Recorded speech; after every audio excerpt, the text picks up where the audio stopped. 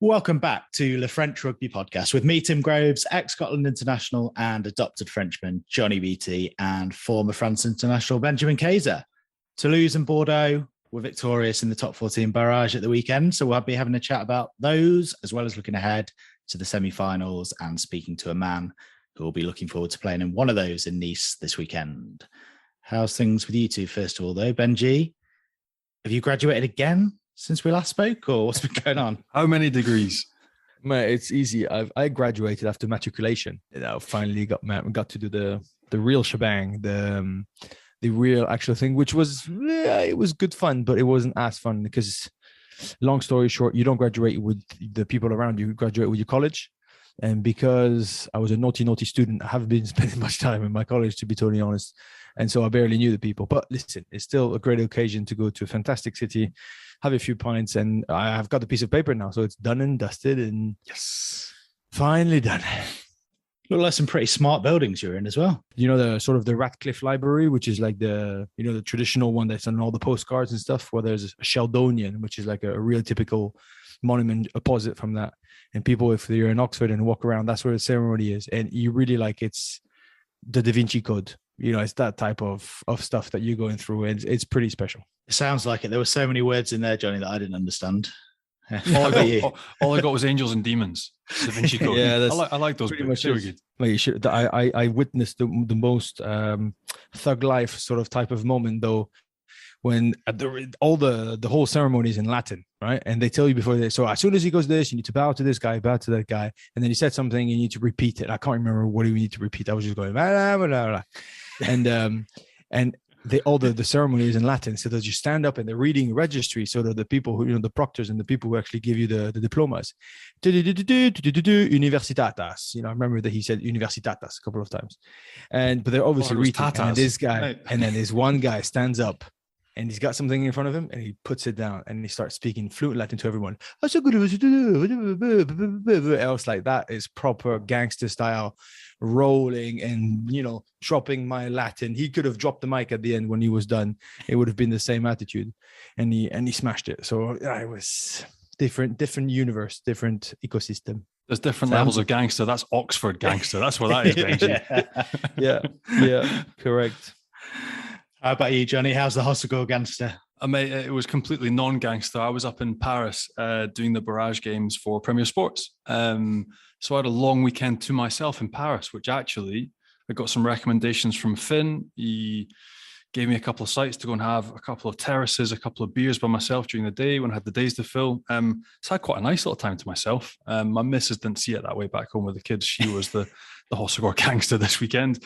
But no, enjoyed the rugby, enjoyed being up in Paris, looking forward to next weekend, getting down to Nice and doing those games at the stadium.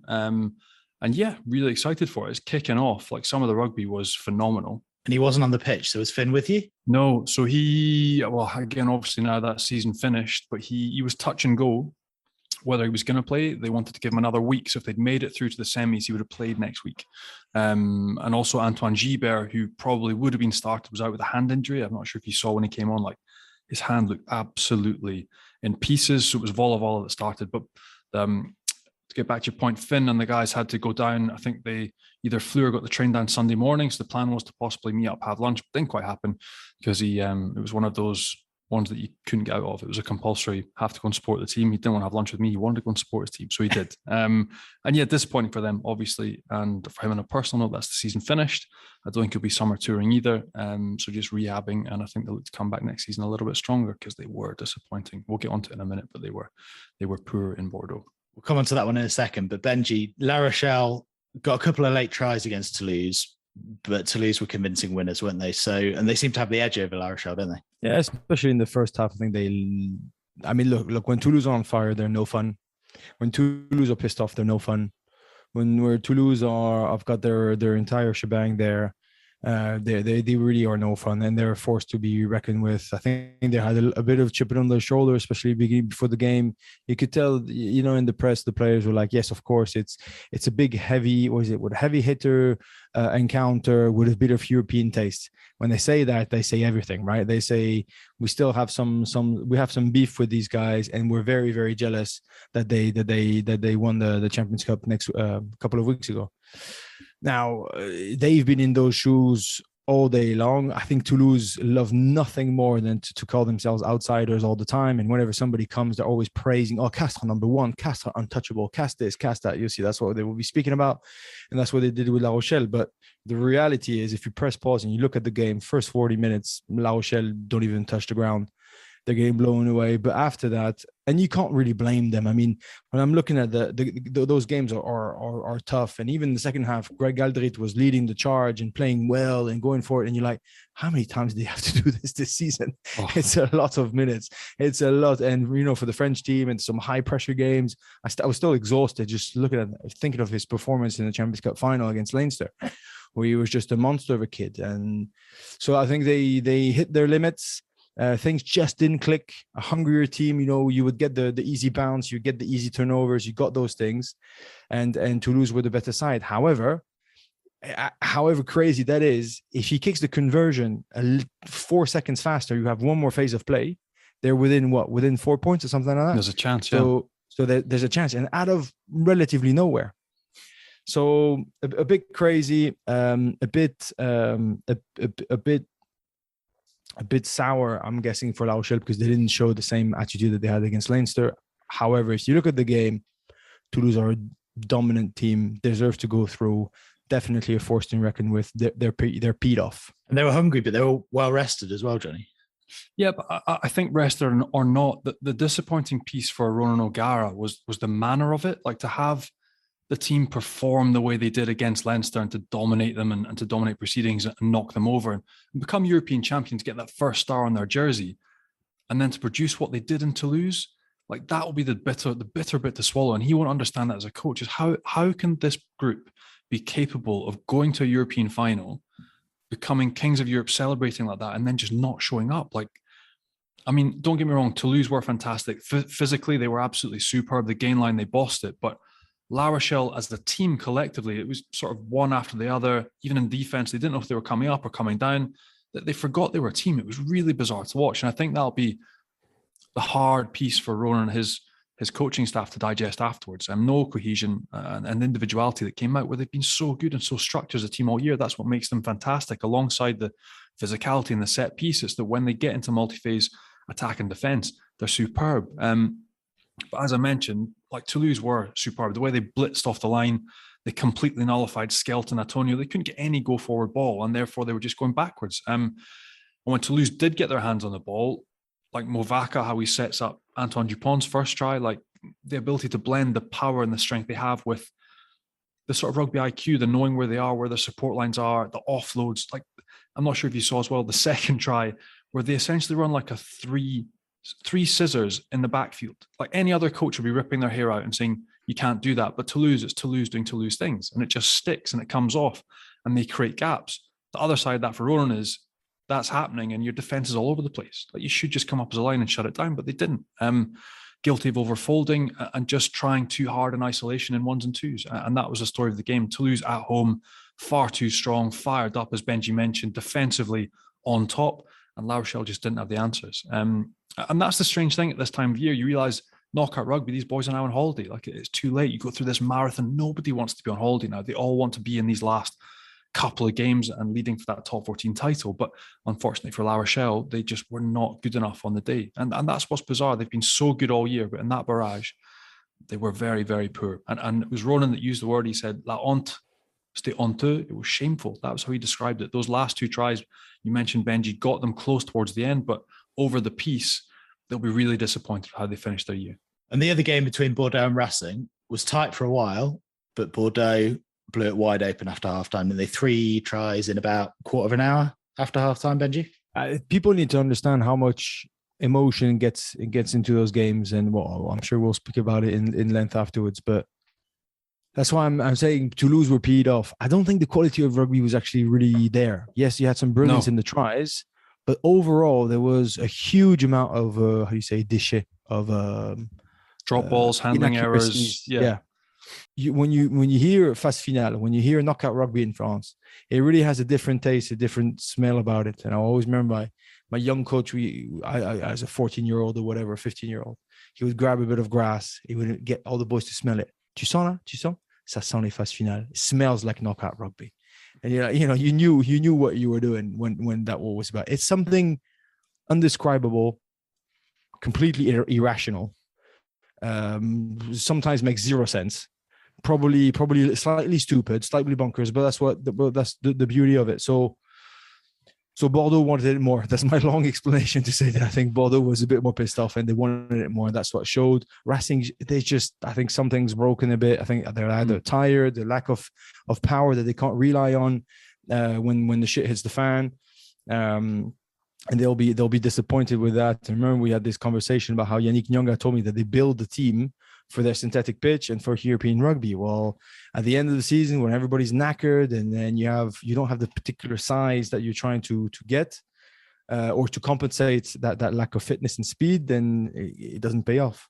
So Bordeaux were pissed off. They went through. I still don't think they're not performing like they were 6 months ago.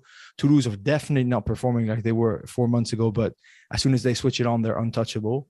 Castres, Montpellier, it's going to be random. It's going to be random. It's going to be proper, super physical, bruising encounters. But I have actually no clue who's going to go through. Mate, the weird thing is, though, like that, I completely agree. Like the blood, the guts, the desire is there from every side, but it's the control and the fluidity of how do you get that blend of actually playing our rugby that we've played all year whilst being abrasive and physical and bossing it. And like weirdly, the first half of Bordeaux Racing was exactly how you described. A bloodbath, knock-ons, people just taking the ball and running as hard as they could. The physicality and the attrition was ridiculous, but there was just no cohesion to anything. There was no team aspect to any rugby. The one team that managed to change at halftime was Bordeaux.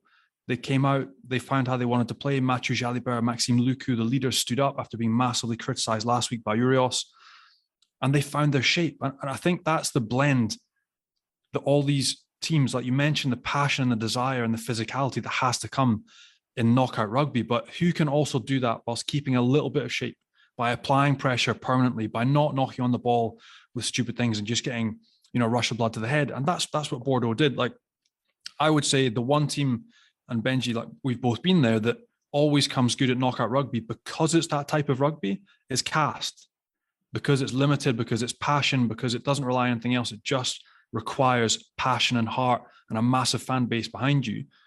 Like if it goes to that, Castres could go on and win this after being, finishing top of the tree with a points difference of 39 points, like not fantastic rugby, but just winning games by blitzing people. Whereas if a Bordeaux turn up to play and they play the way they played in the second half when they went up 2 or 3 gears and Racing couldn't live with them, they could go on and win it.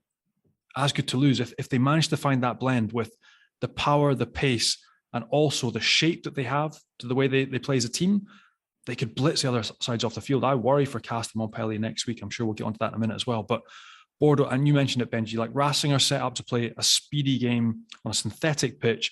When you're playing away in Bordeaux and you're coming into our guest, who was freakish, the physicality he brought, when you're running into Paeva, when you're running into the pack, I mean, they were just brutal. But the blend, once that pack provides a platform and you give the ball to Lucu, to Jalibert, who put you in the right areas of the field, gain you that territory, keep a cool head, and then give launch plays that get you on the front foot and create havoc, they were exceptional. And that's the difference. The second half, just coming together at halftime, having a little word, right, boys, passion's there, but how can we do this a little bit better? And that's where I feel if one team mentally, and that's where knockout rugby, so much of it is mental as well in the top 14, as you mentioned, whoever mentally can take these games by the scruff of the neck whilst having that physicality will go on and win next week. So huge games of rugby. We've lost La Rochelle and Racing, but 2 massive semis to look forward to now.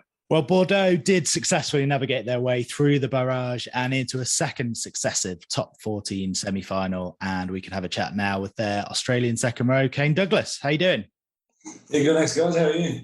We're good. There was a lot said in the build-up to that game, and you were a couple of points down at halftime even. So you took the game away from them at the start of the second half. What was said at halftime and who said it? Well, sometimes it's good and bad that I can't understand everything. So it's I think that from the gist I got, he was quite positive. Where a few games this year with Christophe's probably it's been a draw or we're just losing at halftime, and he's pretty negative. And I think sometimes the boys drop their heads a bit. But yeah, he was quite positive, and we all still knew we were pretty good. We knew, like, I feel a few times we played Racing and they've sort of got a bit fatigued the second half, and it was like everyone was getting fatigued. It was bloody hot, and it was a tough game. But I think we just knew we had the legs to kick on. Mate, this week you've got a 6-day turnaround.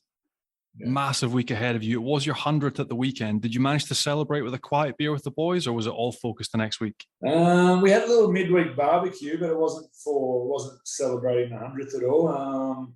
And then I had to do a drug test last night, so I was like, I bloody blew everything out of I couldn't do anything. My missus and kids and some friends and stuff were waiting at the aftermatch function. I'd come out and was already finished because I couldn't pee for a while, and there was a few other boys waiting for a test. So I ended up like missing everything. So I had a couple of beers waiting for the drug test. Tell you pee. Yeah. And did you get picked because you were running around like a superhuman and they thought that you were on performance enhancing drinks because you were smashing boys? Yeah, I don't know. It's actually the first time I've got tested in France. So I feel like I used to get tested all the time when I was, but it's sort of been good that I haven't, but it took a while last night. I was just telling the boys, so the whole mindset of this phase finale thing, people need to have a taste of what it is. And I'm not talking only about Christophe, but just in general.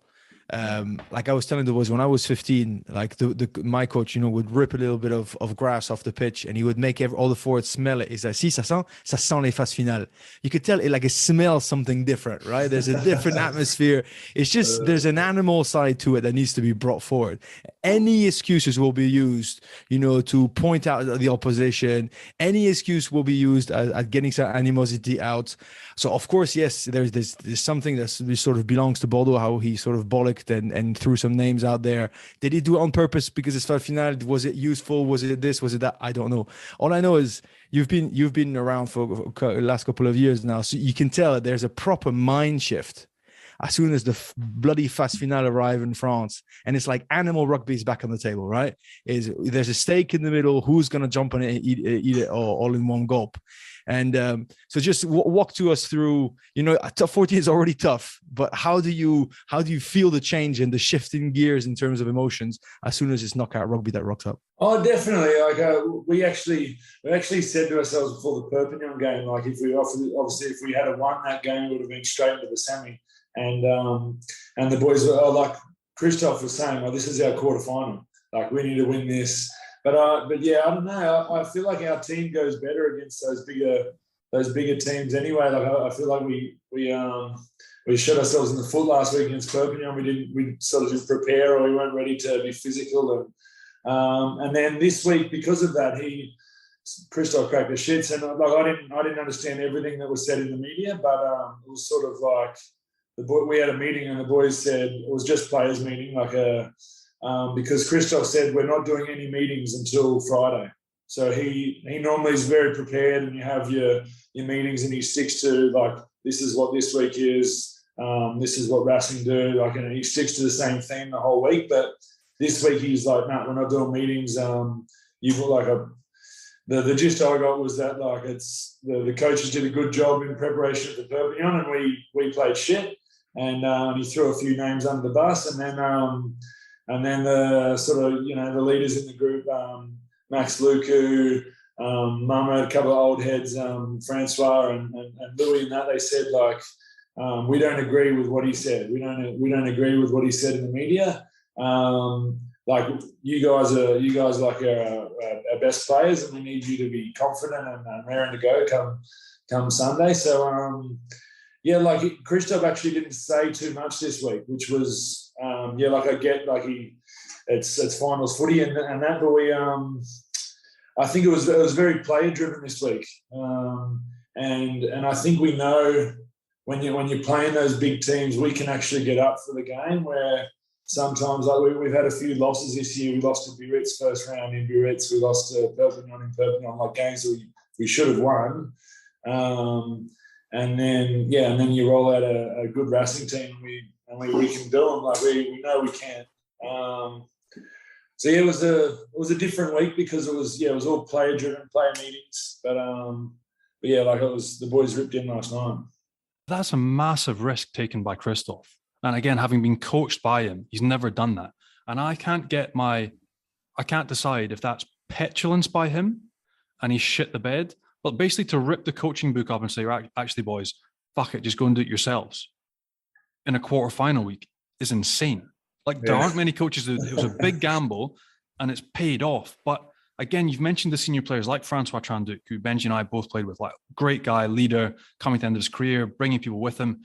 But to put that amount of pressure on guys like Cameron Woki, and I get he's international, he's playing phenomenally well, to put that pressure on Matthieu Jalibert, who again is coming back from a 4-month injury, is huge. And I'm not sure he understands. To basically almost essentially isolate yourself from the playing group and turn your back on them was a huge risk. And so again, what were the types of conversations going on internally? I know you maybe won't understand everything, but it's a huge risk. But from him, and again, the perception is he aiming to isolate himself? This is now a massive gambling, like it's paid off, but it could have been a disaster. And like, what would have happened if you'd lost that game? If he'd basically just said, right, boys, fuck it, go and do whatever you want until Friday. Like, it's ludicrous.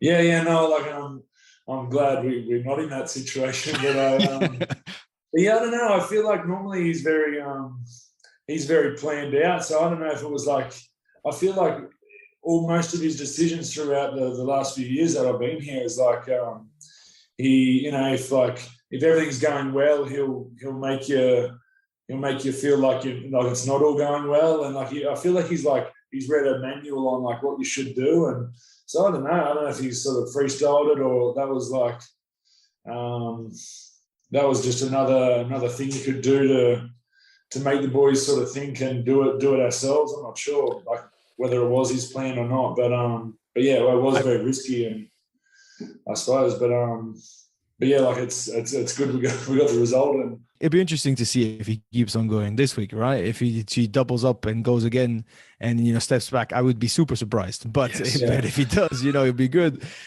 But just you mentioned just usually that you went for dinner and stuff with the boys. I remember that with Stade Français there was a tradition. All the forwards would go for dinners on the Thursday before final, and the menu, mate, was foie gras poêlé with bananas and stuff. And I think they made it the heaviest, thickest, proper forwards orientated thing, because the idea was to say, as long as you do it together, nothing can break you, right? Yeah. As long as you take, even if you take that risk together, nothing can break you. And that's probably what was in Christophe's mind. Yes, the risk is huge, but what's the difference? If you don't create that electroshock and they play 50-50, whatever happens, you're going to lose. You might as well go full tilt and trust the leaders. He's pointing at Matthieu Jalibert and Cameron Woki. He's not pointing at the little 6th division sort of back row and number 10. They're like world-class talent now, and he knows that they've got the brains or the balls to back it up, basically. And to add to that, the balls to back it up, but then the next stage is the personal relationship piece, right? So you've got Matthieu Jalibert saying after the game, just to make it clear on Canal Plus, just to make it clear, we don't play for Christophe.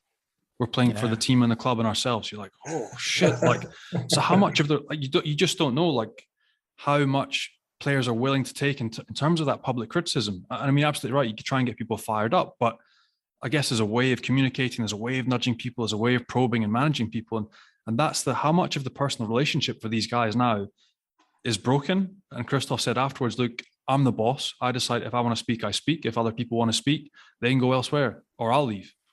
Like, she knows it's high tension stuff. So it's just again, reading between the lines of the language barrier. How much of that did you see during the week in the build-up? A lot or not really? And do you think after the win, relationships will be mended and it'll all be fine? Or do you think it's going to be longer lasting issues?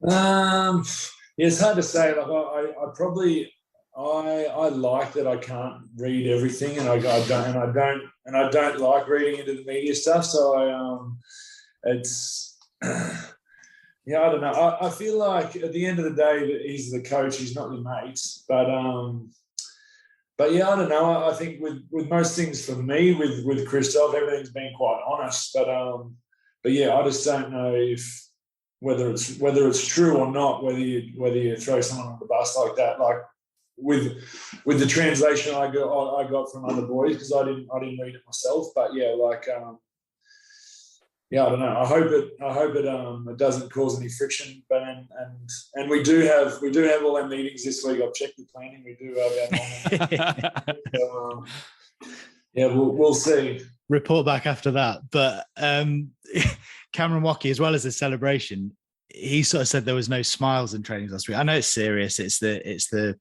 phase finale, as Benji says, but was it a abnormally tense week? Yeah, I don't know. Like apparently there was someone. I probably shouldn't say who, but someone said something to Nans and Doobie to rein it in a bit with the comedy and the Instagrams a bit. So someone quite high in the organisation, and yeah, like there was the like no joking at training comment from Christophe and things like that. But I don't know. Like I find you got to find funniness in everything. You can't just be a boring sod, like, and if he had to go at me for smiling or joking, like I'd just say that I didn't understand him anyway. So it's like, you have got quite a lot of jokers in the squad, haven't you? So it is about finding that fine balance. And Matthieu Jalibert, he might not be a massive joker, but he's certainly a relaxed character, which is obviously pretty different to what we see of Christophe Urios anyway. So aside from this week, which hopefully will blow over and they'll kiss and make up, how's their relationship normally? Because they are different characters. Yeah, well, I probably don't keep an eye on their relationship, like, but no, like I think it's good. Like he's a young tan who's playing internationals, who, you know, like that can sometimes get to your head a bit and you get a bit of an ego, and I like maybe he's had that in the last couple of years, but I feel like that's sort of come down a bit. He's his own person. He is different. He is quite relaxed, but we just need him to be confident. So whatever we can do to help that, and like I hope like what happens with Christophe and him this week, he can stay confident, because he plays well when he's bloody confident. So and we need him to be at his best. So yeah, I don't know. We'll see, but yeah, I think it'll be fine at the end of the day. I think they'll work it out. Mate, in any case, it was like a real team performance. Like as a unit, you were absolutely awesome, whereas Racing were sort of ones and twos and not really collective. So maybe it was the shock you needed. But when you look back at that game, how happy were you with the performance generally across the board? Because it was comprehensive for most areas. We probably lost a couple of lineouts early and things like that. But yeah, like I feel like when we work hard together, those type of wins like that are the best ones. Whether you're the ones where you feel bloody sore at the end of the game, and I was like, I know there's a few kicks that got put in that I was like, oh, I don't want to chase this. Like it's like another 40 meters I got to run. Like it's just like. But yeah, like the feeling you get winning those type of games where it's bloody hard is the best. But yeah, we were pretty tight, and I think the boys want to do a few things this week to have a few more meals together, and we're going to go away Thursday before the game. So there's another couple of chances for that. So yeah, that's all we can do, and it's normally those teams that do stick together and love each other's company that do well. Like, so I think we'll be right this week. Did you feel like you were pretty much back to your best? Because the first half of the season went so well, you were playing such good rugby, and then, I mean, it was probably combined with the absence of Jalibert, but you lost sort of 10 or 13 going into the barrage. So could you put your finger on what was going wrong, and did it feel like it was corrected? Yeah, like there was a few games we only lost by a couple. That was actually probably good that we still got that bonus point loss. But yeah, such a long season over here. It's hard too. Like you have your peaks and your troughs, and but there was quite a big trough there. I think we lost 5 or 6 in a row at home. So. And we actually did quite well away. I think we have the best record in France for away wins this year. But yeah, I don't know. It's hard. Yeah, like you lose Jalibert, you lose your Guido's out for a bit. Like those Woki that are away with the French team. It is pretty tough. But Yeah, I don't know. I think we are. I think we are a tight group, and we are back to our best, and we know we can do it. We just got to. We just need to do it. And you mentioned a couple of legends that are bowing out at the end of the season: Louis Picamol, Francois Tranduc. Has there been mention of actually winning something and sending these guys off on a massive high as well? Because there's such a big impact on a changing room and such good blokes. Yeah, no, there's been chat every week, probably the last 4 or 5 weeks about that. So we, every little team huddle at the end of the training after the coaches walk away, there's chat like we want to do it for Louis and Francois, and I actually cleaned Louis out of training about 4 or 5 weeks ago when he was. And I don't know if there was someone else involved as well. I don't know, but I felt so shit for the rest of training. It was a Tuesday arvo, and it just got a bit too heated.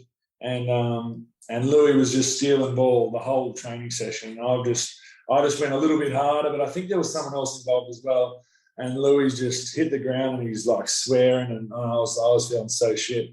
And the feeling of like maybe I bloody cost this guy he might not play again. Like if we don't make the finals, or he's done his knee. So it's good to see him back, and there is chat every week to let's do it for these guys. And Louis even came away with us the last couple of games. He was Christophe said he was a demi coach, so the boys were sort of giving him shit that he was maybe on the coaches WhatsApp group as well. But yeah, like it's those guys, like we all look up to them. They've got everything they say. You listen, like and yeah, like it'd be awesome to send them off with a title. And a word on Cameron Woki, because we mentioned him a couple of times already. He was called out by Christophe the week before the Barrages. He started playing second row for France now, but he's very much a back row for you guys. So I'm interested. Have you taught him everything he knows about playing second row, or have you told him to stick to back row because that's your shit? No, like I'm glad that he doesn't play second row for us, because I probably might be out of the spot. But yeah, like no, I don't know. Maybe the French coach tells him what he needs to do, but I feel like when you watch him play for France, he still plays his own game. He's just probably got to stay in the middle of the field, but. I don't know. He's a freak. Like he's really strong. He doesn't go in the gym and lift lots of weights or anything. But he's like physical. Like you look at his body, he's an absolute specimen. Big pins on him, and he's like got the biggest. The CMJ, the jump test. He's miles ahead of everyone. He has got long arms, but he's pretty springy. I don't know. He's a freak, and I feel like he lives to another level when he plays for France too.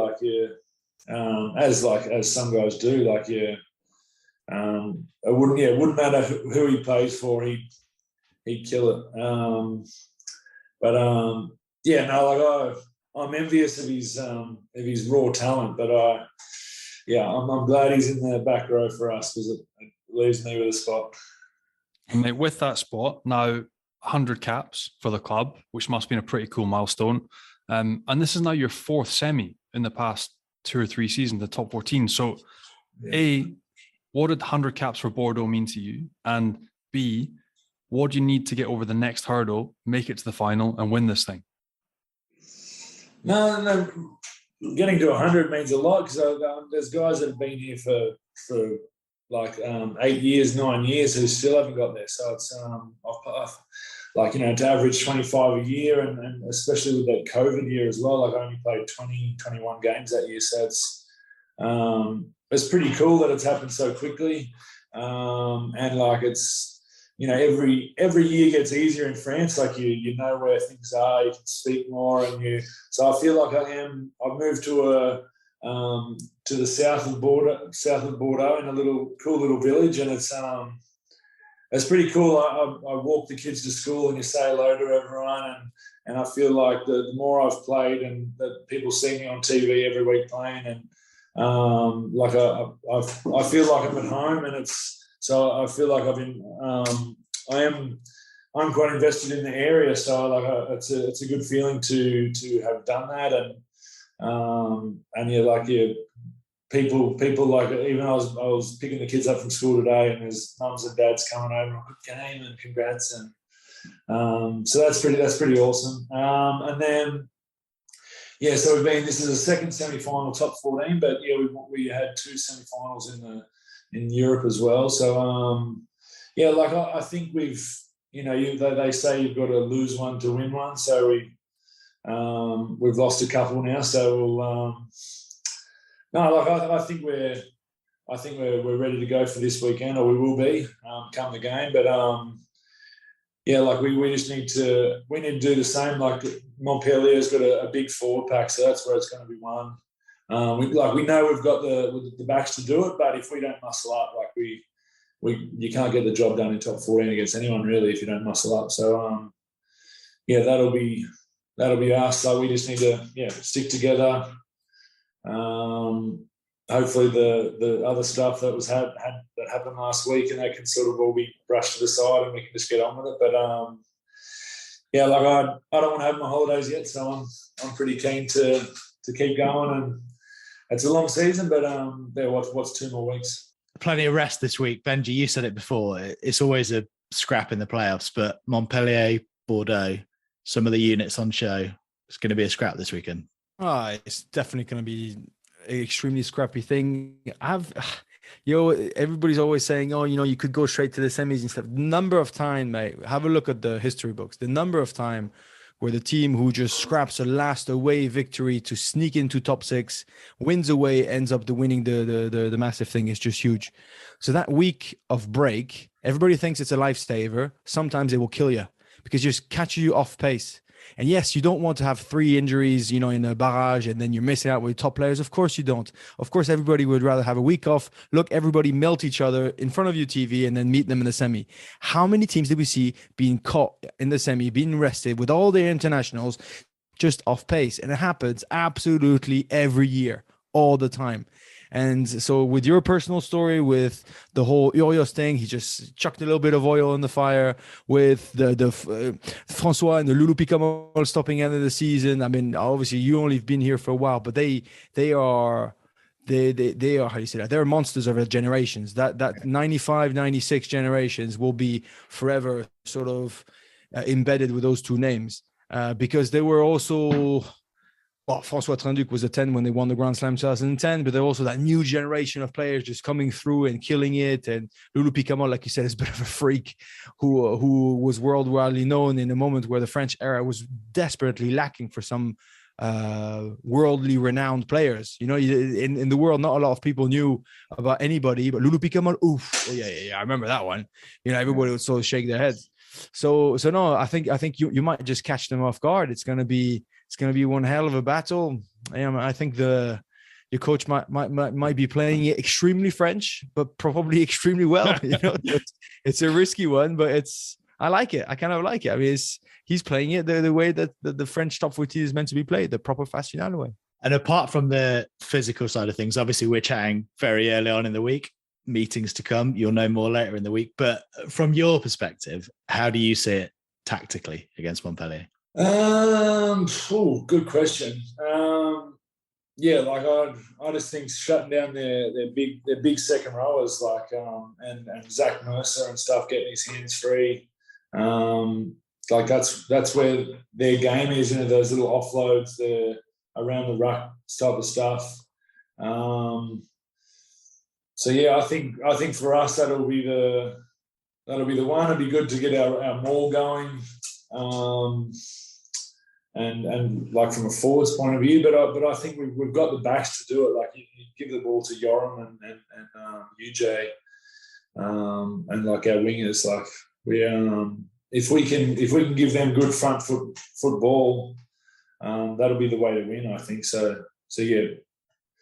Quite a simple, generic rugby sort of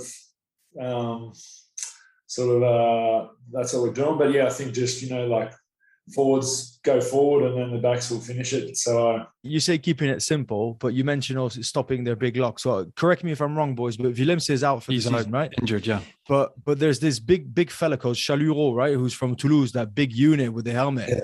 So I'm sure you've got him, right? You've got him in your bullseye. But how do you shut an opposition out the lock? I mean, you might just catch him on a driving maul and trying to break him in pieces. But what else? What else is in the tricks books of the old fella? No, I don't know. I feel like, like before we played Bernard Leroux on the weekend, like he's seeing every ruck. He's trying to, the game before he played Toulon, like he's cleaning out from on the side there, just like getting someone on the ground, like, being that niggle. And it's things you can get away with, like playing within the rules, like, and you just got to be ready. You got to be ready for that, but you need to push the limits too without getting your team penalised and getting any cards. But like from a second row, that's like sometimes I feel like I had a meeting with Christophe a few weeks ago, and some of the games I've played middle of the season, I feel like you look at the end of the game and you go, oh, I didn't really do anything wrong, but maybe like I could have gone and looked for more work. So that's the little stuff you see those good locks do, just being niggly, just looking for work, looking for it. You need to go searching. If you don't, you can stay in the system and go, oh, I didn't knock the ball on, I didn't miss a tackle, but you need to be a presence. You need to. So I like those type of games. And you finish the game and go, I bloody smashed that guy, or I ran into that guy. Like even if it's not the perfect technique, you just go, I'm just going to car crash this guy. Or, as long as you do it legally, but yeah, like that's the plan for me, I think. Thanks so much for coming on, Kane. Massive good luck this weekend, and hopefully you'll see a bit more of your coach this week, and it'll be all smiles and training. Won't be a funeral tomorrow anyway. First day back at training, it'll be all right. Cheers, Kane. Good luck. Thanks, guys. Enjoy. Catch you in Nice, mate. See you down there. Cheers, guys. Bye. Very interesting. Kane, je ne sais pas, je ne comprends pas. I don't know about you. Benji's different for you because you're French, but I think sometimes ignorance is bliss. Like sometimes when you're just thinking about your job and doing well, because that's what he's been doing. He has been awesome to watch on the field. Like he's one of the best second rows in the top 14.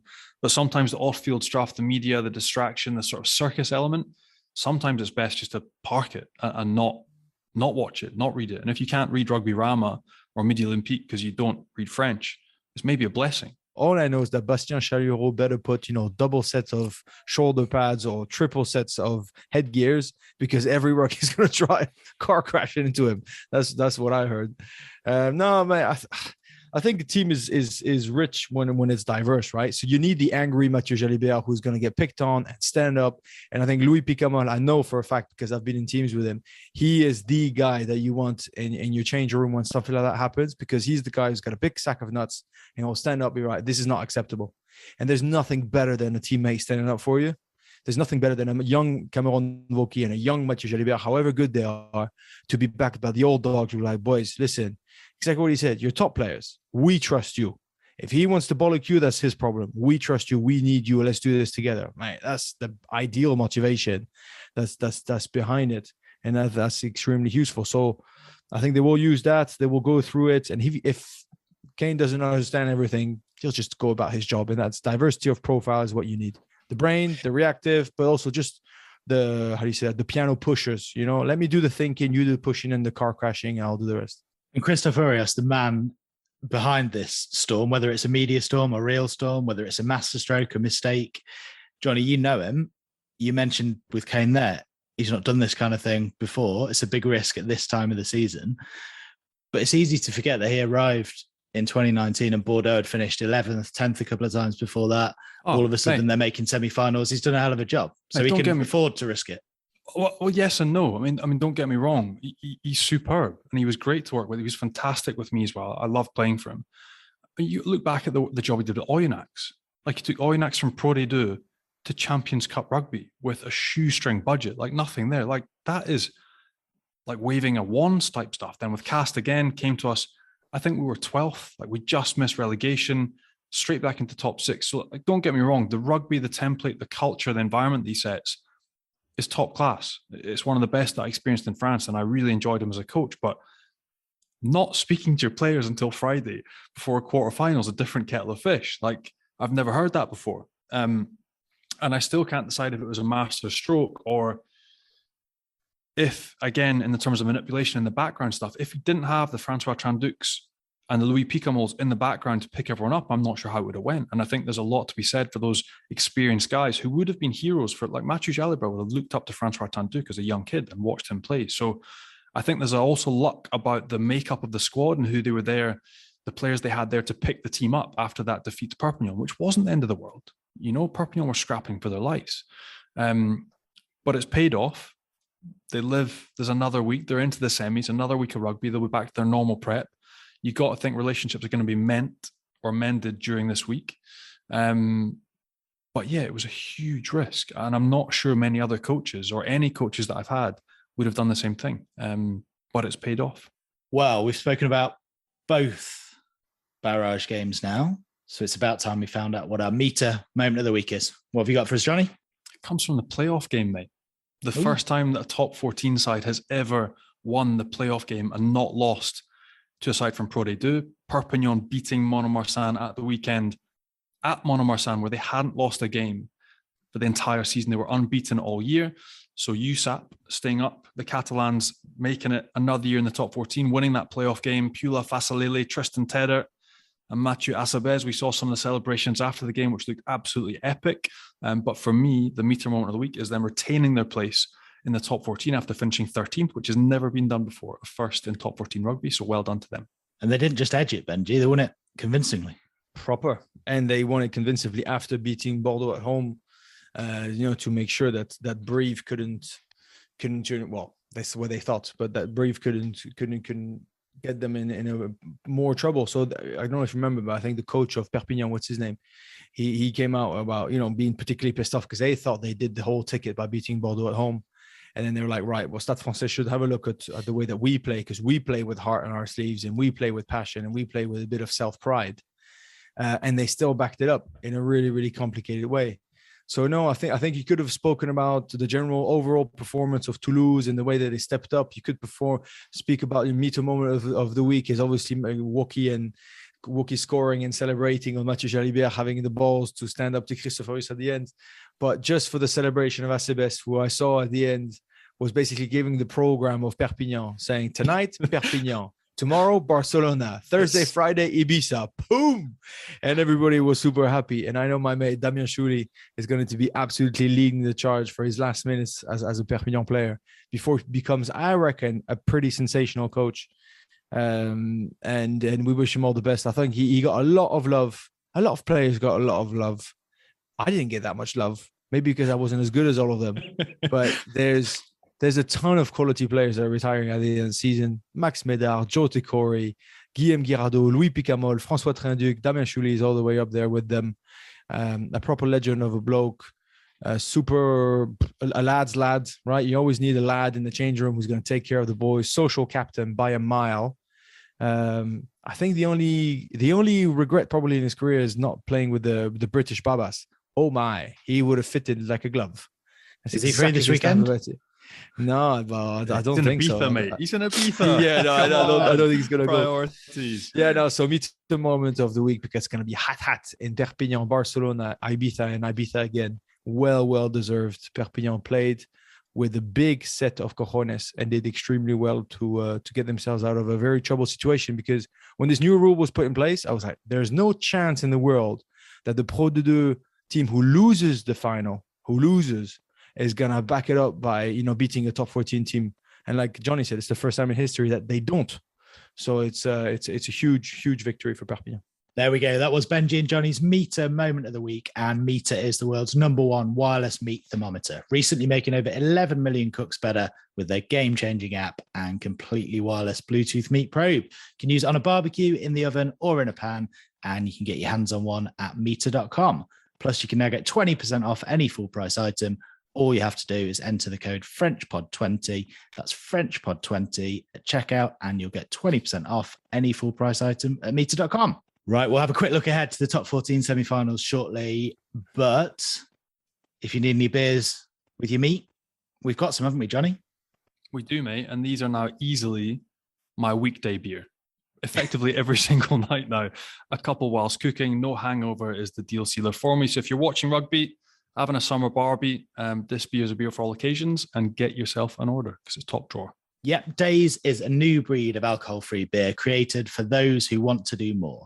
Proudly brewed in Johnny's native Scotland using locally sourced ingredients, their beers are 0.0% ABV and low calorie.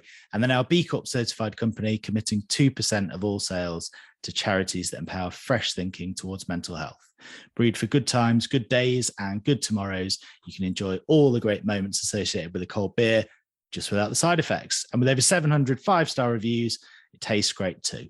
So just head over to daysbrewing.com and use the code RugbyPass15 to get 15% off a case. So if the Barrage were big, semi-final time. Cast Toulouse. What's happening, Benji? No, I see Toulouse just slipping away with it. Very, very tough encounter. I think the only reason why Toulouse will not fall into the trap of taking it for granted is because it's a sort of a derby, right? It's there's about 85 kilometers between Castres and between Toulouse. It is the big rivalry. It's the Tarn against against La Garonne. It's going to be a proper monster fight of it. And I know Toulouse for a fact they will have posters and posters of the official charts. Cast number 1. Oh, we're only going to the top of the league. We're going to the top of the league. They're much better. And they'll play that music all day long. And like they'll get the old recipe book of Guinoves out. And because they're not missing that many players, I just don't see Castres being able to take over all that power. However, it's not a convincing victory. Will be a 3-point victory. But I see Toulouse winning convincingly 16-13 against Castres. Winning convincingly by 3 points. Man, I kind of see it the same way. And it goes back to your point that you brought up earlier, Benji. I think it's easier to keep the momentum and have played a game and be in confidence and to have won convincingly. Like both sides that had home barrage won convincingly. They absolutely destroyed the opposition. I think also mentally, that's hard for Castres and for Montpellier sitting at home and watching a side be ultra dominant against the La Rochelle, for instance, and knowing you've got them next. And I agree. I just think Toulouse, and again, we've already seen Ugo Mola come out and say that we're playing the number 1 team in the league. This is a massive game for us. It's a big step up. Like they know they're capable of when they want to mix it, when they step up, when it clicks for them, when they get that level of brute physicality with the guile and the organization that they have, they're as good as anyone in Europe. It hasn't quite clicked for them this year, but they're defending the top 14 title. And I just think, like I've seen the prep as well. I've chatted to mates in the cast camp. It's a huge week for them. The training week they've had as well. The entire town has been out. They've had like training sessions with the entire town there. Like you guys don't understand how many people have been there and how much this means to Cast. But I just think Toulouse have that little flick of something extra, that little bit of X factor that maybe will be the difference. That being said, like the Cast, the brutality, the love they have for top 14 rugby, if it descends into the bloodbath and just physicality and who wants it more, Cast are more than able to overturn Toulouse. And does that mean you're picking Bordeaux to beat Montpellier as well, not having had a week off? Yeah, the same principle. I just think as well, like Kane talked about the matchups. I think that Valencia not being there is a massive miss for them. I'm not sure if Mohamed Houas is going to be fit. Cobus Reinach also isn't there. And I just think those are a couple of key positions at knockout time. You need that control with the blend of aggression. So they're a little bit short. That being said, they've been great across the board. Knockout rugby, though, we know Montpellier, they've never quite been to this stage and kicked on and won. Neither of Bordeaux, but for me, I think Bordeaux look more ready, having watched that game against Racing. The way at halftime, they chose to insert their brain back into their skulls and activate. When you look at Lucu, Jalibert, Moefana, Sutini, when those guys click after your boys like Kane give them the platform, they are dangerous. And they've been there. And as Kane said, they've been to semis multiple times now. I think this might be their moment to go one step further and reach a final. I agree with that. I think a full tilt Montpellier would be very problematic. Tiny bit more experience. I think overall, if Bordeaux had lost in the barrage or losing the semi, it would be a super disappointing season for them. How many times have we been speaking about this, right? They were top of the league. When was it? 2 years ago. Pandemic hits, no more top 14, blah, blah, blah, blah. You know, up, down, up, down. They feel that they've been robbed a little bit from something. And I think that book still hasn't been closed completely. Montpellier, listen, let's face it. They were delighted to be top of the league. They were delighted to to do well in Challenge Cup last year. And then they got, out of nowhere, they got out in Champions Cup. And I think they're super happy to be qualified already. If they lose against Bordeaux, it will be a big disappointment, don't get me wrong, especially for the boys who stop. But it's still a good season. If you press pause and you realize what they've done, it's still a good season. They qualified, they lost in the semi. Yeah, right. It's disappointing, but it's still a good season. So I have a feeling that Bordeaux need it, want it, are hungrier a little bit for it, and that pays off in those crucial moments. So against the super dominant Montpellier full tilt side, it would have been too much. In those conditions, yeah, I see Bordeaux sneaking it too. Thanks, Benji. Thanks, Johnny. A big thanks to Kane Douglas for joining us as well. And thanks to all you guys for listening. Make sure you hit subscribe. Leave us a nice review if you can as well. Check us out on Rugby Pass and on YouTube. And we'll be back with another episode next week. Au revoir, guys. Cheers. Cheers, boys.